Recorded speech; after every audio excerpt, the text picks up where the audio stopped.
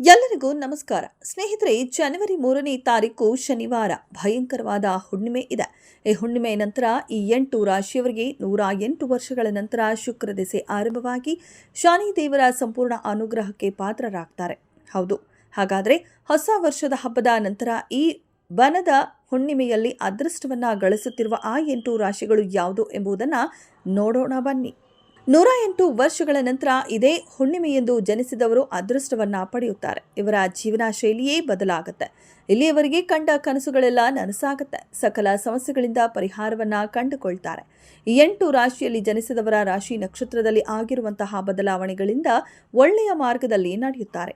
ಎಲ್ಲರ ಪ್ರೀತಿ ವಿಶ್ವಾಸವನ್ನ ಗಳಿಸುತ್ತಾರೆ. ಏನೇ ಕಷ್ಟ ಬಂದರೂ ಎದುರಿಸುವಂತಹ ಶಕ್ತಿ ಶನಿ ದೇವರು ಆ 8 ರಾಶಿಯಲ್ಲಿ ಜನಿಸಿದಂತಹ ವ್ಯಕ್ತಿಗಳಿಗೆ ದಯಪಾಲಿಸಿದ್ದಾರೆ. ಹೆಚ್ಚಿನ ಆಕರ್ಷಕ ಧನಲಾಭ ಈ ರಾಶಿಯವರಿಗೆ ದೊರೆಯಲಿದೆ ಮತ್ತು ಅದೃಷ್ಟವನ್ನ ಪಡೆದುಕೊಂಡು ತಮ್ಮ ಜೀವನದ ಗುರಿಯನ್ನ ಬದಲಾಯಿಸಿಕೊಳ್ಳುತ್ತಾರೆ.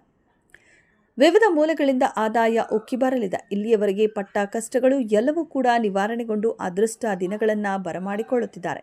ದಾಂಪತ್ಯ ಜೀವನದಲ್ಲಿ ಇರುವ ಕಲಹಗಳು ನಿವಾರಣೆಯಾಗುತ್ತೆ.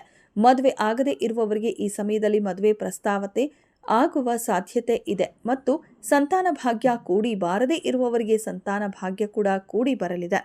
ವಿದ್ಯಾರ್ಥಿಗಳಿಗೆ ಉತ್ತಮ ದಿನವಾಗಿದೆ. ಈ ಎಲ್ಲಾ ಲಾಭವನ್ನ ಪಡೆಯುತ್ತಿರುವ ರಾಶಿಗಳು ಯಾವುದು ಅಂತ ಹೇಳೋದಾದ್ರೆ ಮೇಷ ರಾಶಿ, ವೃಶ್ಚಿಕ ರಾಶಿ, ಧನಸ್ಸು ರಾಶಿ, ಕಟಕ ರಾಶಿ, ಮೀನ ರಾಶಿ, ಮಕರ ರಾಶಿ ಮತ್ತು ಕುಂಭ ರಾಶಿ ಹಾಗೂ ತುಲಾ ರಾಶಿ. ಇವುಗಳಲ್ಲಿ ನಿಮ್ಮ ರಾಶಿ ಇದ್ರೂ ಇಲ್ಲದಿದ್ರೂ ಓಂ ಶನಿ ದೇವಾಯ ನಮಃ ಅಂತ ಕಮೆಂಟ್ ಮಾಡಿ. ಇದೆಷ್ಟು ಈ ಹೊತ್ತಿನ ಸುದ್ದಿ. ಮತ್ತಷ್ಟು ಸುದ್ದಿಗಳಿಗಾಗಿ ನೋಡ್ತಾ ಇರಿ ಸಿರಿ ಟಿವಿ.